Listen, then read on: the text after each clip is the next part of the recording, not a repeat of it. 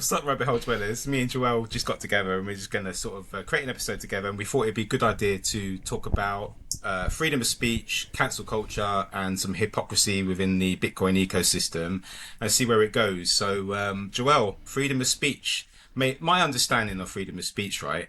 If we're going to get straight into it, particularly if you're like a Bitcoiner, right? And we're saying, oh, freedom of speech is important. But really, I think we should fucking take our own advice sometimes because we're quickly shutting people down, fucking calling them out, blah, blah, blah, blah, blah. I'm not fucking, like, we're so fucking, I don't know, the hypocrisy sometimes winds me up in the space. And you get people blocking themselves left, right, and centre. And I'm like, so what are you on about then? Are you cancelling people, but then at the same time complaining about cancel culture?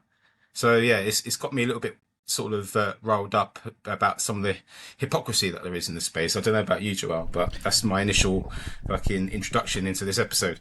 I think it is a mix of hypocrisy and then just a circle jerk we're in. Because funny enough, this Wednesday, I was actually at a Bitcoin meetup here in Vienna. We have one about once every few months, and then there's sometimes there are like workshops and these things. Yeah. And we also spoke about, the sort of the narratives and things that you have in the Bitcoin space. And I think it wasn't out yet. It came out either yesterday or 2 days ago. But Pete Rizzo was on the what podcast. Bitcoin did. Yeah, on Peter McCormack's podcast. I haven't seen it yet. Me neither, but from the looks of it, what I've read on Twitter, and there's been a few threads and, going back and forth and things. He also criticized the sort of perspective on these things. So the way I see it, the whole ordinals thing, it was inevitable that at one point experimental things will lead to Bitcoin. It isn't the first time that this happened. And if you look at it from a purely objective way, all it does is people are using Bitcoin in a different way, whether you agree with it or not. And I go, hey, as long as it's consensus okay, and like they're not trying to actively spam the network. I think there is the discussion, is it spam or not? I'm okay with it. And Bitcoin is for anyone. If they want to join and they take the time to study this and this gives their life meaning, who are we to judge, right? And we also had this at the meetup. And then someone also said, but yeah, is it ethical or not? And I kind of went like, the whole fucking ethical thing, like, is money at the end of the day ethical? No, if you go by the proper standards of how people analyze these things, and what is ethics at the end of the day as well? Like, if I stand at a red light, should I really wait until it turns green because it's the right thing to do, or should I just look left and right? And if I can fucking walk. So all of these things. That was obviously a very simple argument. There's more to that than this, but all of that sometimes is in the Bitcoin ecosystem where we go, Bitcoin is the purest form in whatever it is, and you have to keep this up high. And if you don't do it, then you sort of either get cancelled, you get called a shitcoiner. I personally, don't get me wrong, there are shitcoins in the world, but I don't see the benefit in calling everything a scam, because then you sort of turn into this weird uncle that is at Thanksgiving and stuff and just telling you how fucked up the world is. And it's not going to convert people who are normies. People who like to invest to have more at the end of the day. They look at stuff like the ETFs, for example, and go like, oh, so my advisor is telling me to buy this Bitcoin thing. And if they start then actually realizing, oh, there's more to the story than just the ETF, this is what gets them in, I believe. But it doesn't help that we will get 8 billion people on board if we call everything a scam. Because, again, is that then ethical? So, these are sort of the thoughts I'm having lately. Yeah, it's a head-spinning concept, really, if you think about it. But, Bitcoin is the common sort of narrative is like, it provides a free marketplace, right? A free and open marketplace. And so you celebrate that does that, but then also shit all over the new ideas and the trying out of different things within the space at the same time, which is part of the process of working out this free market, right? And I also understand that people will have their thoughts about it and their criticisms about it. And I'm not saying, just accept it and get over it.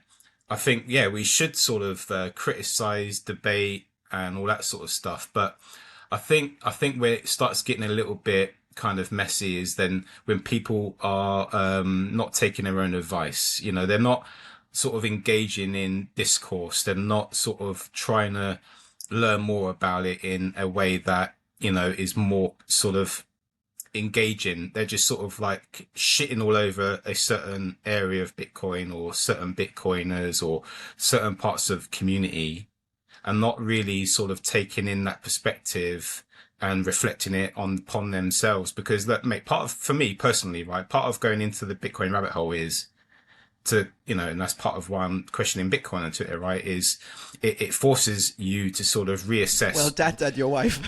Yeah, well, yeah. Let's not go into that, mate. But yeah, mate, it's, do you know what? My wife, right, she is a Bitcoiner now, I've got to say, right?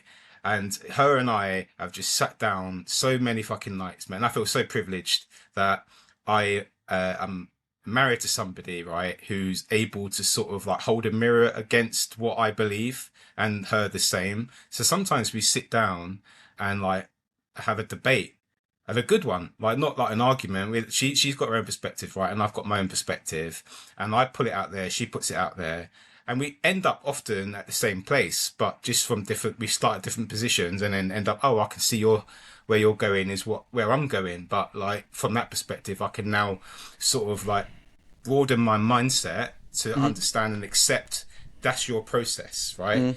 But if I sort of like stopped her and said, no, she's fucking wrong, get out of the way, go fuck yourselves, which I'll never fucking do because that will be a disaster. You know, I would never live that one down. But at the end of the day, what I'm trying to say is, and I think Dardu, in Dardu's episode when he was listening to his Rap Health story, is like, we need to start sort of listening to other communities, other voices, because that's information that we haven't previously had access to. That's information that we previously might not have given time hearing. And when we do, those new fresh ideas, it's like a living organism, I think he referred it to.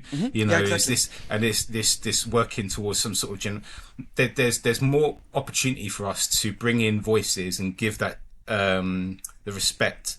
And yeah, mate, there's like the whole British hodl thing recently. That really wound me up when he put that tweet out and it went all fucking messy on X for him and all that sort of stuff. There were particular Bitcoiners who made it their business to dig down into his history when he was doing all these sort of gold seminars and all this sort of grifting and all this, that and the other. And I'm like, mate, you spend all your time digging into this guy's history. Why don't you actually sort of like take on the fact that, you know, we've all eventually ended up in Bitcoin. Mate, I was a fucking police officer at one stage. You know, mate, you might consider me previously an agent of the state. Dude, I used to freelance for various crypto projects, and you know, we've all got a fucking history, bro. Yeah, I got paid in, and I just always converted them either to Bitcoin or cash because I needed to live off them. But everyone has their past, and I actually had a very interesting thought experiment yesterday when I went out for dinner and some drinks with a friend of mine. He's also a Bitcoiner, and he kind of went, so are you like a obnoxious sort of, he called it a religious Bitcoiner, which I kind of liked, you know, trying to preach and all of these things, or are you a Bitcoiner that goes, right, I see the utility in Bitcoin, but for example, he then told me, I have a little bit of the money I save left over that I put into quote unquote gambling, and he's not going to a casino or something, but like maybe he buys a stock one point. I sort of made the joke that, you know, I also put something into one of the Bitcoin ETFs because I still have a brokerage account in Switzerland that would actually list the ETF, so that was quite handy. Right. And I just put something into the Van Eck one because it has HODL as a ticker, and I found that funny. Or I also have some Nvidia stocks. Luckily, I got it early enough, so, you know, you're a bit in the profit and things. And he went, I think it's okay if you are aware of how you spend your money, that your savings go into Bitcoin, for example, or maybe into something else. Maybe you need to save like $1,000 in cash that month because you need to pay a deposit or an insurance or whatever. And whatever you want to have left over to either gamble, other people go shopping with this. He went like, that's okay in my book because you're still a Bitcoiner. You see the utility of Bitcoin. And then on the other hand, you know, maybe you you're not a big saver. Maybe you save like, I don't know, 20% of your monthly income or your income in general, and you like to convert another 20% into lightning sats that you can spend them and sap them, and like sort of what Joe Hall is doing, for example, doing these videos and giving them out. This is also a Bitcoiner because he carries on the spirit of Bitcoin. And I think as a whole, the whole X community, and I'm deliberately calling it that, they just need to take a fucking chill pill and actually go out into communities, into different things. Like, mate, next week I'm going to a fucking blockchain event here in Vienna by an organization, and I know that I'm gonna run into a lot of bankers. I know I'll be the only one there with tattoos. I know I'll probably be the only one there in jeans and sneakers. But that's okay. I want to hear why they're not getting Bitcoin, and how can I, especially with my day job, create maybe content to convince them? Or who knows, maybe it's the 5-minute conversation at that meeting where they go, oh, I haven't actually thought about this. That maybe like made the flip switch and now I get it. So I just think, looking at it from this perspective, if you are continuously looking at one way of seeing the world, you are in an echo chamber, and you are actually canceling yourself out from that world. So in essence, for any of these purists out there, we get what you want to do, but it's healthy to sometimes take another perspective. Yeah, and I'm not saying these purists are like not welcome in the space. That's the whole thing, right?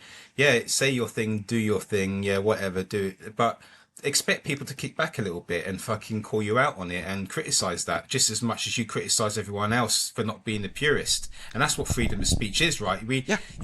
Just because you're saying one fucking hard line and you're right, don't expect when people say, no, I don't see it that way, and maybe that you need to see it this way, that you shouldn't fucking engage with that in somehow and actually really take it on, rather than fucking just sticking your head in the sand and going full blast as if like you're never going to change your mind, because you know that's not what it's all about, going down the Bitcoin rabbit hole for me. And you make a good point, Joel, in the fact that you're going to this event where there's going to be these bankers and mate, and you at the end of the day, you're going into a space that is different from other spaces that you might otherwise occupy, right? Of course. And at the end of the day, look, we are all our own individual, right, within Bitcoin, but we're also at the same time advocates for Bitcoin. And when people engage with you or see you in socials or in real life, and you wear Bitcoin on your sleeve, if you like, and they know that you're in that space, and you're the representative, you're the marketing department at that moment in time.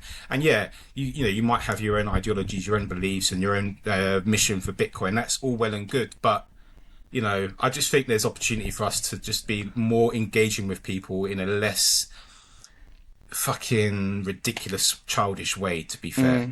And this whole I'm not sticking up for British Hodl, by the way, when I was talking about him earlier. Still a cunt. Yeah, when that tweet went out, I even responded like, "I'll take your own advice and go fuck, and shut the fuck up," or something like that. Because I had my initial reaction to it, right, and that's all right. We all have our initial reactions to things that I put out there.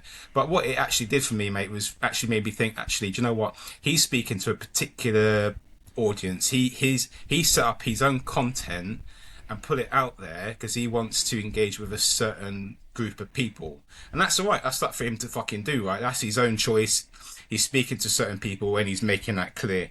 We're out there doing our own thing, speaking to whoever sort of resonates with us, right? And all these Bitcoin podcasts are doing things like Bitcoin for Millennials and the Bitcoin Source. We're all trying to expand the ecosystem by engaging with people that resonate with us and our message, right? But when we got other people sort of, and British Hodl, when he started blocking people putting it up there, oh, I've been blocked, and celebrating that the fact they've been cancelled and things like that. And look, I didn't agree with his tweet or his post, or whatever we want to fucking call it now. But at the end of the day, am I going to block him? No. Am I still going to listen to his content? Probably, yeah, because just because I don't agree with certain aspects of his message doesn't mean I shouldn't still listen, because he does say some stuff that I'm like, actually, yeah, that makes sense, this, that, and the other. And then if I block him, I'm disallowing myself information that otherwise might be helpful in the future to me, right? I'm closing my network to a point where, yeah, it's going to become an echo chamber. It's going to be, only the things that I like to hear. And I don't think that's a good road to go down. I think you should always be challenged and accept that challenge and actually take it on and reflect it back on your own understanding of things, right? And that's what the whole fucking questioning everything is all about. It's like, okay, that was my understanding. Now you're coming up with this. Let me review that. Does it fit with this? Does it make sense? Can I verify it? No, no, no. And I think that's the way that we should start going down this road together. But and at the end of the day, that's probably not going to happen because people are just going to do their own thing anyway. I'm not no fucking, I'm not right here. It's just this is my opinion, right? So anyway, And you bring up so two good points there. My day-to-day business now is split into 3, maybe 4 jobs. So predominantly, creating content for Relay. So on video, writing the blogs, writing the newsletter and these things. Then on the second hand, it's all obviously being part of the marketing team where we think about the strategy and how to come up with, and like our number one goal, for example, is to basically onboard newbies, to show them the benefits of Bitcoin.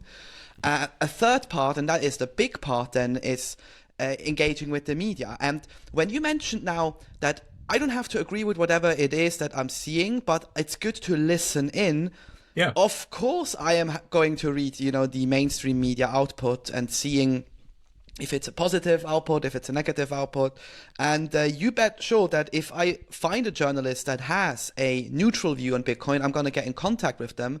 And what I've often found now in the past few weeks is when you actually get in contact with them, it's often a lack of understanding that they don't get the full picture.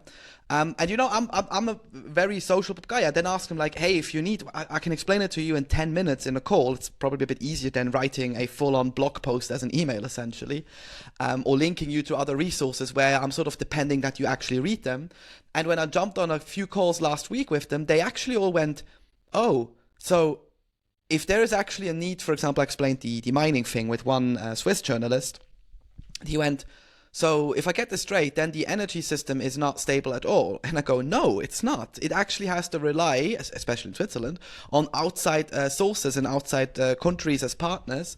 And if you then go maybe to a bigger country like Germany, for example, look at what happened when they turned off all of their power plants and all of these things, and they actually went a quote-unquote green route, which is now punishing their constituency and their people. And there are opinions, or there are ways of getting this done, for example, through Bitcoin mining. And I explained it very simply. Imagine a farmer, he has a river next to him. He already uses that river energy to create some energy, but he's often then having to waste that energy or to either sell it underpriced to the energy grid. What if he plugs in a few ASICs, he mines that, he has Bitcoin then on his balance sheet, and he can either use this Bitcoin to then, save in it, or if he does want to sell, he can sell it and buy cattle, buy animals, whatever, and basically monetize that little river he has next to him. These are concepts that are very rural, but they actually work. And the more I then talk to these people, I realized we are not helping if we, again, call them FUTsters. And like, of course, we call FUT out if there's FUT, but like, it doesn't help if you say, oh, you work in like the mainstream media, you're an idiot. Often it really is that they have no clue how it works, and that they basically need that first hand that helps pull them in and then explains what is good, what isn't good. He also asked me like, are there fairly points in Bitcoin that you criticize? And I then kind of went like, yeah, we all like to say that the bankers are evil, but whenever Jamie Dimon is on TV, everyone sort of freaks out and then sort of has an opinion of what he has to say about Bitcoin. And I mean, granted, taking Jamie Dimon's opinion on Bitcoin is like trusting Jeffrey Epstein with your kids. It doesn't end well. So, you should maybe listen to the guy. And also with him, he profited off the banking world as it works now. Do you really think he's going to change his mind? Of course he's not. So, having sort of these different perspectives, I think, just end up for you seeing Bitcoin in a different light, and potentially also finding new avenues for you to help in the Bitcoin ecosystem. Yeah, and you know what? You made me think about social politics at the moment when you're talking about outside the Bitcoin ecosystem and people that don't understand Bitcoin and things like that. And like, you got a lot of people, and have had a lot of people historically fighting for freedom for a long time. You had these movements that are rising up, shouting freedom because of their being disenfranchised or misunderstood or not, represented in the right way in society. These people are wanting elements of freedom that other people have access to, right? And groups are formed around that, and people get behind these groups because they're trying to fight for the thing that they believe that they need to get that freedom. And whether or not, and there has been and there will continue to be groups that are set up that are funded by suspicious means, or they're misusing the funds in some way. But ultimately, the people that are rallying, the normal day-to-day people that are getting behind these movements because they don't know any other way to get together and fight for that freedom. And when we're in the ecosystem of Bitcoin and we're like, all these people, we're hitting them all with the same brush, right? We're tarnishing this whole group.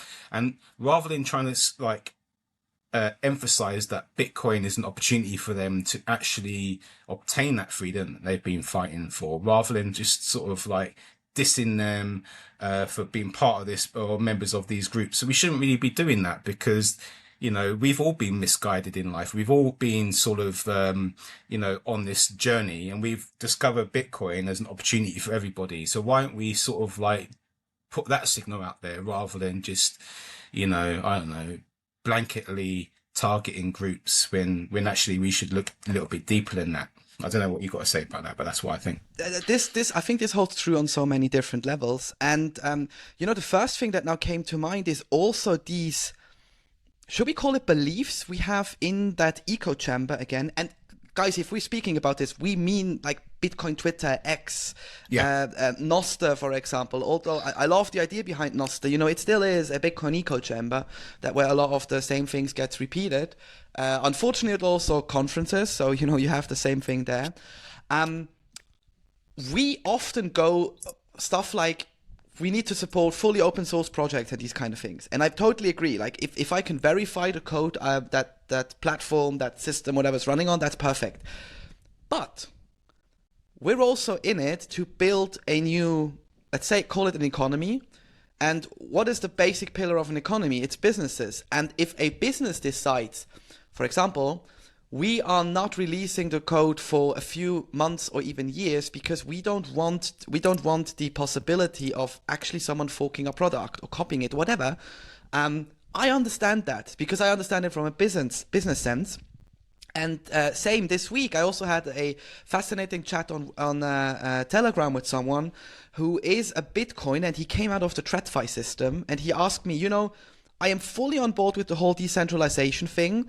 I just asked myself, how much decentralization do you need in the whole system? The base layer? Absolutely. Do we want to have decentralized mining and not have a centralized force there? Absolutely. Mm-hmm. However, if you then start scaling and you get into these issues we have now, in 10 years, very few people will actually ever own a UTXO. They will probably always live on the scaled up Bitcoin solutions. Or also this example with the ETFs. How many people out there who will now discover Bitcoin will care about decentralization? Unfortunately, not a lot of people. So why are we then fighting this fight was sort of his question. And it was an interesting thought experiment for me, because I've been thinking the same with all of these businesses we want to get on. Because what do we usually do if we try to convince a coffee shop? They end up using a centralized entity. In the UK, it could be Coin Corner. In the US, it could be IBEX. Or over here in Europe, we have different solutions as well. And very few of them would actually, have BTC Pay server running on their own node, connected to a custom domain and these kind of things.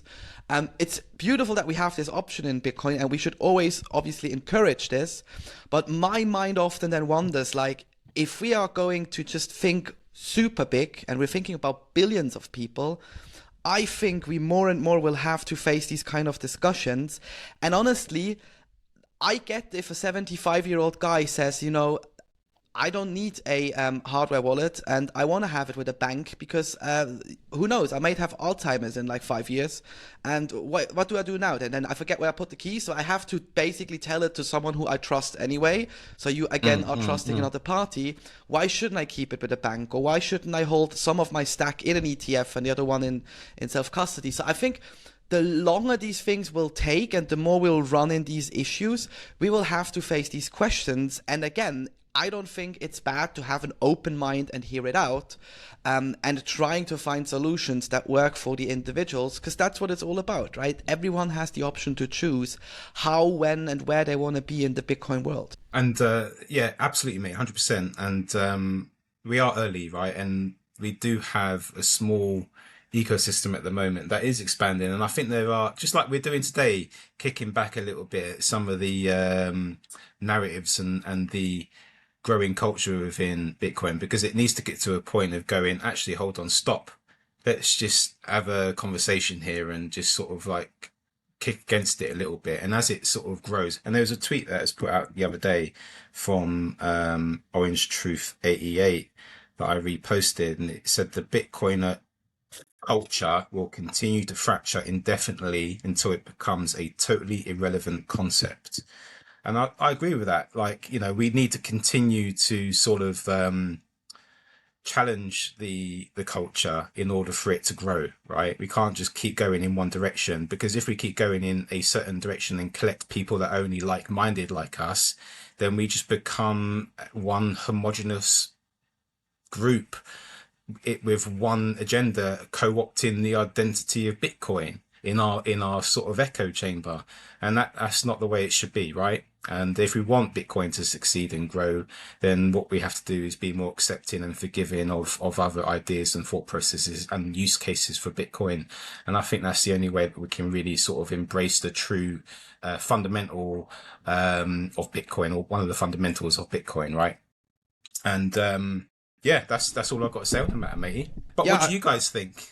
I just wanted to add, what do our listeners think? And also let us know what you think of this new format, because we came up, first of all, we hit publish every Monday for a year straight with guests and, you know, with exciting voices and things. And we will continue to do this, but we will now insert these episodes between Ian and myself, because it's, first of all, easier to record and edit. Because we now got sort of a groove going. And secondly, you know, it also sometimes helps to keep things a bit more timely. So if we have major news, if something is happening, we can also react to these kind of things. So let us know if you like this. If not, you know, you can always send us an email, you can tweet at us, whatever, and share your opinion and how you think about this. But if there's nothing else, Ian, I would say we'll say goodbye to the listeners. And as always, they got to stay curious. Damn straight.